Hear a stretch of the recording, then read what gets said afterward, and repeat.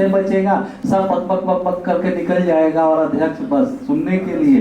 तो आज और वो हमेशा जयनंदन जी को बैठाती थी, कहानीकार है, उपन्यासकार है, इनको बड़ा पेशेंस है, लंबी लंबी कहानियां लिखते हैं, उपन्यास लिखते हैं, तो अध्यक्षता यही करेंगे। आज ये हमारा सौभाग्य रहा कि डॉक्टर शांति सुमन जी हमारे बीच नहीं, उड़ाती भी तो इन्हीं को अध्यक्ष बनाती, डांट के बनाती, लेकिन हम सब ने जो चयन किया इन्हीं को अध्यक्ष बनाया। तो अब मेरा आग्रह है, निवेदन है आदरणीय जयनंदन जी से कि आप आए, अपनी बात के साथ अध्यक्षीय उद्बोधन हम सब के बीच में रखें। आदरणीय जयनंदन जी, भाई तालियां तो हो जाए, हमारे शहर का गौरव। अध्यक्षता के लिए आपको भी उम्र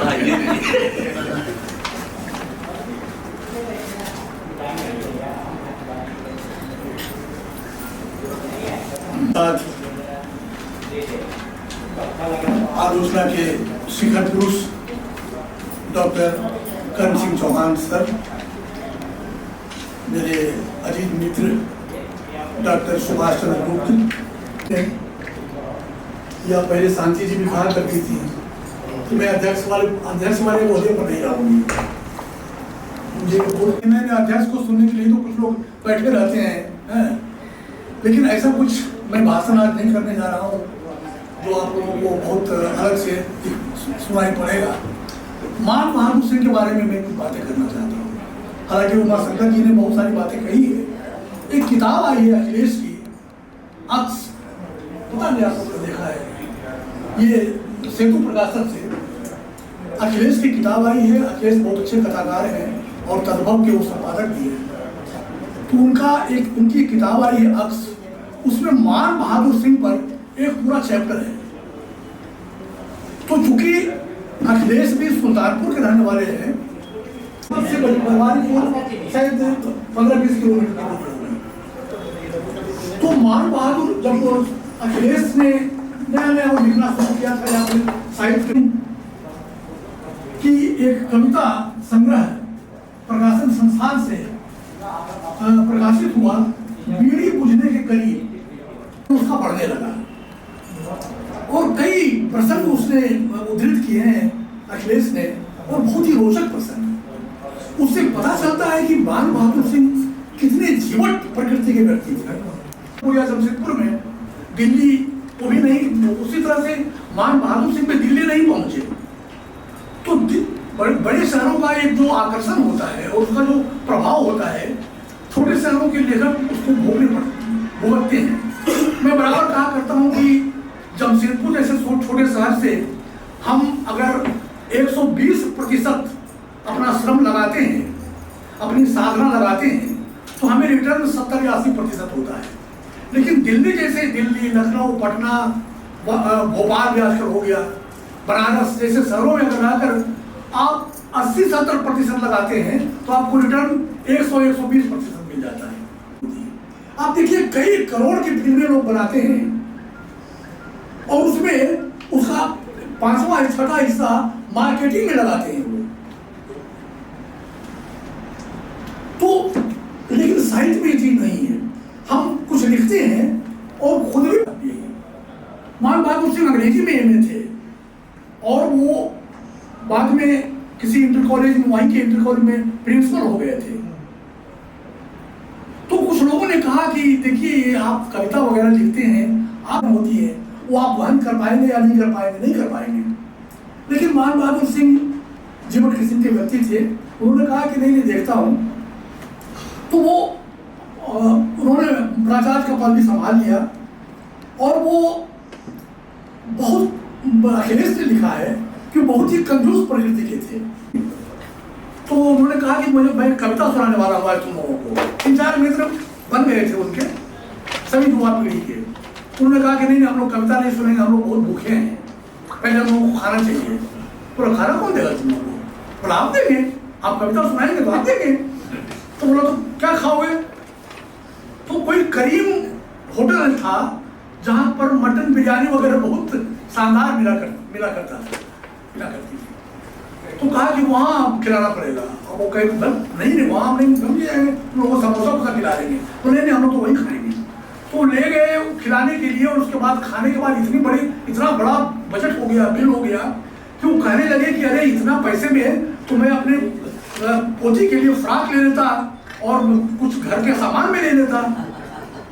तो लोगों ने हंसा, लोगों को हंसी आई कि देखिए आप कैसे कैसे जोड़ते हैं। और आपका जो एक किसान प्रवृत्ति जो होता है, वो एक पैसा कहाँ खर्च करना है इसका बड़ा हिसाब रखता है। ये नहीं कि गए होटल में तो ये थोड़ा सा दारू भी पी लिया और उसके बाद चखना भी खा लिया और फिर खाना वाना भी खाया। मान बहादुर सिंह ऐसे नहीं थे। प्रबंधात्मक के रूपाकार वाली बहुत बड़े कवि थे। उन्होंने पूरे, जैसे शांति जी ने लिखा है, बड़ा असर है कि मान बहादुर सिंह के नाम से उनको सम्मान जो हो रहा है, तो मान बहादुर सिंह की जो लेखन की शैली थी और या उनका जो उनको रिकॉग्निशन मिला, जो उनको लोकप्रियता मिली, कम मेरा हाथ से कम से है, वही हालत लगभग शांति सुमन जी की भी रही। तो ये पुरस्कार आपने आप दे रहे हैं इतने वर्षों के बाद। हालांकि शांति सुमन जी को इसके पहले भी मेरे ख्याल में बिहार साहित्य अकादमी वगैरह मिल चुका है। और संजीव कवि एक बार बता रहे थे कि बहुत पहले आसनसोल में कवि सम्मेलन था, उसमें सारे लोग कुछ ऐसे कवि थे जिनको केहूट करने लगे। वो शांति जी जब मंच पर आई तो पिन ड्रॉप साइलेंस हो गया, और उसके बाद कई कविताएं शांति जी ने वंस मोर करके सुनाई। इस संजीव जी ने बहुत बड़े कथाकार हैं, उन्होंने ये प्रसंग मुझे सुनाया है। तो शांति जी को जो सुना है, यहाँ तो जब रही तो कई गोष्ठियाँ उन्होंने कराई और हम लोग सबको बुलाती थी बड़े प्रेम से, और सबकी सुनती थी वो। और फिर अंत में वो निष्कर्ष में बताती थी कि दरअसल कविता में क्या कुछ होना चाहिए, और यहाँ के जो कवियों ने कविताएं सुनाई उसमें क्या कुछ मिसिंग रह गया। तो इस शांति जी की जो पहुँच और अप्रोच और पकड़ थी, वो तो चूंकि बहुत मजी हुई और परिपक्वता उनमें शुरू से ही रही, इसीलिए उनकी आज कितना 25-30 किताबें आ गई उनकी। अच्छा, उनका PhD कभी हुआ कि नहीं? हुआ है ना। तो ऐसा नहीं है कि शांति जी बहुत, देखिए एक रचनाकार जब लिख जाता है उसके बाद वो पहुँचे ना पहुँचे, पुरस्कार मिले ना मिले, सम्मान मिले ना मिले, इसकी बहुत परवाह नहीं करनी चाहिए। बहुत आपको ऐसे उदाहरण मिल जाएंगे जिन्होंने जीवन भर लिखा और कोई मान्यता उनको नहीं मिली, लेकिन जब ये फणीश्वरनाथ रेणु का मैला आंचल जब उन्होंने बड़े प्रकाशकों को दिया प्रकाशन के लिए, सब ने रिजेक्ट कर दिया। उसके बाद रेणु जी ने खुद वो किताब अपने पैसे से छपाई, और उसके बाद वो गुस्से में पटना में हाथी पर उन्होंने एक जुलूस निकाला किताब को दिखाते हुए, और पता नहीं सब। और उसके बाद ही देखिए आज मैला आंचल एक क्लासिक किताब मानी जाती है। कई लोगों को पुरस्कार साहित्य अकादमी में राजेंद्र यादव को नहीं मिला। राजेंद्र यादव आज कहाँ है? देखिए कितने बड़े कथाकार माने जाते हैं, कितने बड़े संपादक के रूप में वो चिन्हित किए जाते हैं। तो इस तरह कहते हैं कि लास्ट अंत में जो, हालांकि उन्होंने उमाशंकर जी ने बताया कि उनकी मृत्यु कैसे हुई, कहते हैं कि पूरे स्टाफ था, लड़के थे, कॉलेज में बैठे हुए अपने ऑफिस में सारे लोग थे, और वहां घुसकर एक लड़का उनको बाहर निकालता खींचता है। सब कोई कुछ नहीं कर रहा है, किसी की आंखों में कोई गुस्सा नहीं। वो निकाला और निकाल करके खींच करके उनको सड़क पर ले गया। लोक निर्माण विभाग का कोई ये सड़क बन रही थी उस समय, लोक निर्माण विभाग का एक ड्रम रखा हुआ था, ड्रम। तो लड़के ने कहा ड्रम पर तुम अपना सर रखो। सीधा आदमी वो सोचे कि मैंने ऐसा क्या किया है कि हमको ये कुछ ज्यादा अहित नुकसान पहुंचाएगा। उन्होंने सर रख दिया और गड़ासे से उसका सर काट दिया। मान बहादुर सिंह लड़का रहा होगा, क्योंकि प्रिंसिपल थे, कोई दुश्मनी रही होगी, परीक्षा में कभी उनको कॉपी करने नहीं दिया होगा या कुछ एक्शन लिया होगा, ये जाहिर नहीं हुआ। और ये भी आज तक पता नहीं चला कि उस लड़के की को सजा वजा मिली कि नहीं। हुआ ना बाद में। अच्छा, ये प्रसंग नहीं उसने से लिखा नहीं। तो ये थे महात्मा बहादुर सिंह। अखिलेश जी का बोले जिस मूल्यांकन की वो हकदार थी उस पर लोगों का ध्यान नहीं गया, और ऐसा होता ही है वही शहरों की बात या फिर मार्केटिंग की बात जो होती है यहाँ, हाँ, तो कई बार छोटे शहरों में रहने के बाद भी आपको कुछ अच्छी चीज़ें, बड़ी चीज़ें मिल जाती है, जो पिछले दिनों अचानक से मुझे मिल गई थी। मुझे भी बहुत ताज्जुब हुआ था कि ये सामान मुझे कैसे मिल गया, क्योंकि जितने निर्णायक मंडल से किसी मेरा परिचय तक नहीं था। मैं दिल्ली तो मुश्किल से आज तक के जीवन में 2-3 बार गया हूँ दिल्ली, और किसी प्रकार से क्या तो कुछ न चिरौरी की न कोई तेल मालिश की, जो पत्रिकाओं में छपते रहे, और उसके बाद जो मान्यताएं थी वो स्वभावतः मिलती चली गई। लेकिन शांति जी ने गांव को बहुत करीने से ऑब्जर्व किया, और उन्होंने जो गीत विधा में अपनी बातें कही, तो आपने चेतना, आपने जो लय पकड़ा उनका गाने का, एकदम वही लय में गाती थी, एकदम बिल्कुल यूनिक लय। और शांति जी को की कविताएं सुने पढ़ने में आपको हो सकता है कि कुछ रूखापन जैसा लगे, लेकिन अगर वो शांति जी गा दें तो आप इतना बह जाएंगे उसके साथ, इतना प्रवाहमयी और इतना सरस, इतना सुमधुर वो गाती थी। अभी भी भगवान करे उनका स्वास्थ्य ठीक हो जाए। हम लोग तो बड़े दुखी हुए, सुनकर अखबार में सवेरे ने पढ़ लिया था कि वो हॉस्पिटलाइज हैं, और मुझे लग रहा था कि शायद वो अनुपस्थित रहेंगी आज, लेकिन उनकी अनुपस्थिति के बावजूद वो बहुत ज़्यादा उपस्थित हैं यहाँ। मैं ऐसा महसूस कर रहा हूँ, क्योंकि उनके बारे में हम लोग उनके जो पूरे उनका व्यक्तित्व और कृतित्व के बारे में जिस स्तर पर हम लोग बातचीत कर रहे हैं, उससे लगता नहीं है कि शांति जी यहाँ उपस्थित हैं। तो उन्होंने कई बहुत सारी रचनाओं पर कई लोगों ने बात की है, लेकिन सबसे पहले तो मैं भाई देव्यांश जी का बहुत शुक्रगुजार हूँ कि उन्होंने पूरी तरह से उनके ऊपर में बेस करके एक पत्रिका निकाल दी। ये बहुत बड़ा काम हुआ है। जो लोग नहीं जानते होंगे शांति जी को बहुत विस्तार से, वो भी इस किताब से जान पाएंगे। और उन्होंने निःशुल्क वितरित भी किया, 100 रुपया इसका मूल्य रखा है। तो उन्होंने इतना अपनी ओर से लगा करके, देखिए जो साहित्यिक पत्रिकाएं होती है और वो उसका कोई संगठन नहीं होता, वो किसी मंच से संचालित नहीं हुआ करती। वो जो उसके संपादक होते हैं वो अपने ही स्तर से अपने जुटा करके और पत्रिका निकालते हैं। तो जाहिर है कि दिव्यांश जी ने जो ये योगदान दिया है, ये बहुत बड़ा योगदान है। और ये इस पत्रिका के माध्यम से एक कह लीजिए कि शांति सुमन जी को जो थोड़ी बहुत अमरता बची हुई थी वो जरूर मिलेगी, क्योंकि इतने बहुविध आलेख इसमें समाहित हैं कि आपको पढ़ने में लगेगा कि शांति जी पूरी तरह से सामने आ गई। उनके कई कविताएं मैंने भी नोट किया, मेरे भी आलेख हैं उसमें। मैं तो पहले उनके ऊपर लिख चुका हूँ, क्योंकि वो जिस तरह से बिंबों, प्रतीकों और उपमाओं में गाँव को रेखांकित करती है, वो उनको एकदम बिल्कुल सबसे अलग करता है। वो जब जमशेदपुर में आ गई, क्योंकि बताया आप चेतना ने कि उनके पुत्र और उनकी बहू यहाँ कार्यरत थे टाटा स्टील में। तो एक बार मैंने उनसे पूछा था कि आपको मुजफ्फरपुर की याद नहीं आती? तो कहती थी कि हर क्षण मुजफ्फरपुर को मैं जीती हूँ, यहाँ रह करके भी मैं मुजफ्फरपुर को ही जीती हूँ। और बीच में जब लगा कि वो जैसे चेतना चली गई वहाँ, और उसके बाद ये उनके लड़के जो रिटायर कर गए, तो फिर वो एक बार वापस गई मुजफ्फरपुर। तो मुझे लगा कि अब तो लौटेंगी नहीं, अब चूँकि मुजफ्फरपुर को हमेशा जीती रही हैं, तो अब नहीं लौटेंगी। लेकिन फिर चूँकि उनका स्वास्थ्य इतना खराब होने लगा कि फिर उनको जमशेदपुर आना पड़ा। तो एक तरह से जो माटी की सुगंध होती है, उस सुगंध को जितना उन्होंने महसूस किया था और जितना उन्होंने जिया, उसका पूरा अक्षरशः बयान किया है अपनी बहुविध कविताओं में। और सही कहते हैं, ये सुभाष जी ने सही कहा कि कोई भी लेखक हाशिए के समाज पर जो वर्ग पिछड़ा रह गया है, जो मुख्य धारा से पीछे रह गया है, उसी के साहित्य रचता है। हम टाटा बिरला का साहित्य नहीं रचते। वो क्या करते थे, टाटा साहब कैसे जीते थे, कैसे खाते थे। जो गरीब और जो जमीन पर रहने वाला आदमी पिछड़ा रह गया है, मुख्य धारा से कटा हुआ रह गया है, हम उसकी बात करते हैं।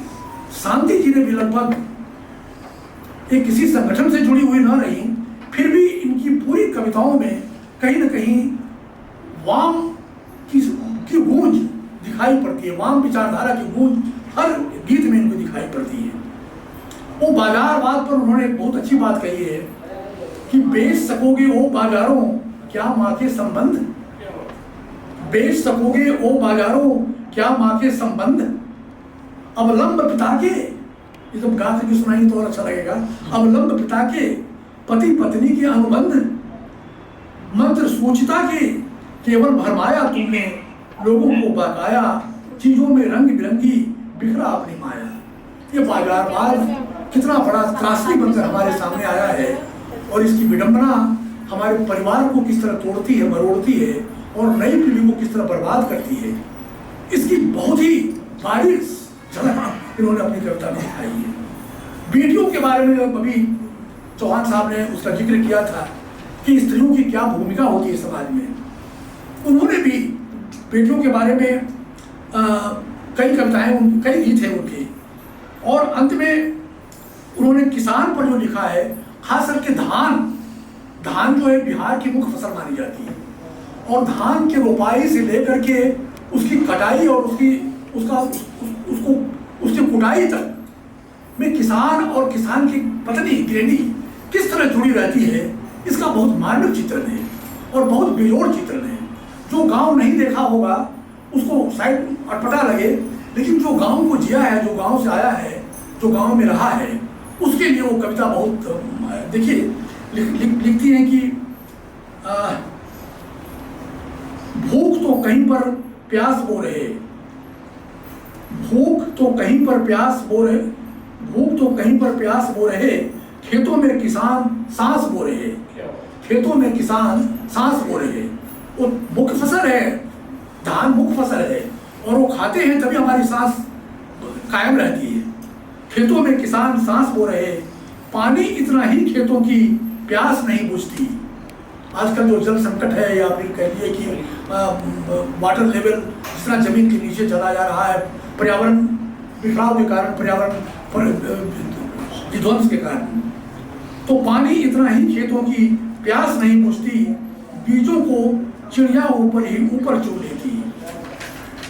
एक और अंत में एक कविता और मैं सुनाना चाहूँगा जो कि उनकी बहुत प्रमुख कविता मुझे लगती है। काल का पहिया स्थिर नहीं रहता, बदलता है। आज उस समय जिस समय उन्होंने रचना धर्मिता शुरू की होगी, उस समय का समय, फिर बीच का समय और आज का समय आप देख लीजिए। टेलीविजन है, मोबाइल है, इंटरनेट है, व्हाट्सएप है, फेसबुक है, कई माध्यम हमारे बीच आ गए हैं और इसीलिए आज कई बार तो ये भी लगता है कि इन माध्यमों को से जहाँ फायदा हो रहा है, लाभ है, वहाँ बहुत सारा नुकसान भी है, खास करके साहित्य का। कई लोग अचड़ी कचड़ी चीज़ें उसमें डाल देते हैं और उनके जो प्रशंसक है 10-20 लाइक मिल जाता है उनको, तो उनको ये भ्रम हो जाता है कि अरे मैंने तो बहुत अच्छी कविता लिख दी, मैंने बहुत अच्छी कहानी लिखी। तो जहाँ इस इन माध्यमों का फायदा है तो उसमें बहुत ज़्यादा नुकसान भी है। तो उन्होंने लिखा कि पहले जैसा नहीं शीर्षक कविता है, का नाम है उनका। तो बादल बरसता था पहले भी, बादल बरसता था पहले भी, आज भी बरसता है, पहले जैसा नहीं। बादल पहले भी बरसता था, आज भी बरसता है, पहले जैसा नहीं। देखिए इसमें कितना, इसमें प्रतीकों और बिंबों का कितना अच्छा प्रयोग है। पहले जैसा नहीं, सूरज सरका था पहले भी, आज जैसा नहीं। सूरज की गर्मी पर देखिए, हंसा था कहानी में राजा, अब भी हंसता है, पहले जैसा नहीं। कितना बड़ा बिंब है इसमें कि आज जो राजा होते हैं वो किस तरह का भाषण देते हैं और क्या क्या अनर्गल वादे करते हैं और उससे क्या नुकसान होता है देश का। तो ये बहुत बिंबों और प्रतीकों में इन्होंने बहुत सारी बातें कही है। और शांति जी ने जितना लिख दिया है वो कहीं उपस्थित रहे न रहे, उनकी कविताएं, उनकी रचनाएं हमेशा आवाम के बीच रहेंगी। और अगर अभी मूल्यांकन नहीं हुआ है तो कुछ वर्षों के बाद मूल्यांकन होगा, लेकिन मूल्यांकन जरूर होगा, क्योंकि वो मूल्यांकन, और सही कहा चेतना ने कि उनका जो गद्य साहित्य है उस पर बहुत कम बात होती है, और सही मायने में उन्होंने जो उपन्यास एक लिखा है और उसके बाद कहानियाँ, या फिर कभी पत्र उनका आप लोग देख लीजिए, या कभी फेसबुक में वो डालती थी 4-5 कुछ पंक्तियाँ, इतनी मैंने परिनिष्ठित और इतनी सुघड़ पंक्तियाँ होती थी वो, तो मैंने उनकी भाषा, उनके पास बहुत समृद्ध भाषा थी, और वो भले ही उन्होंने मुख्य विधा के रूप में गीत को चुना, लेकिन वो गद्य भी उतना ही सामर्थ्य के साथ और उतनी ही योग्यता के साथ वो लिख सकती थी। आपने मुझे अध्यक्ष के तौर पर बुलाया, मैं मना कर रहा था बार बार चेतना को, लेकिन चेतना कहीं नहीं, अभी तो अध्यक्षता करनी है। मुझे लग रहा था कि मेरे आते आते 8-10 लोग रहेंगे, फिर भी काफ़ी लोग हैं। मैं आप सबका बहुत आभारी हूँ, बहुत ही कृतज्ञ हूँ, खासकर मान बहादुर सिंह सम्मान समिति का और भाई देवयांश का, कि आपने इतना अच्छा आयोजन यहाँ जमशेदपुर में करवा दिया, जिसमें और कार्यक्रमों में तो मुश्किल से उमा भाई मुश्किल से 10-20 आदमी रहते हैं, बढ़ गया। तो ये प्रमाणित करता है कि शांति जी के प्रति इस नगर के लोगों में भी बहुत स्नेह और श्रद्धा है। बहुत धन्यवाद बहुत बहुत धन्यवाद सर।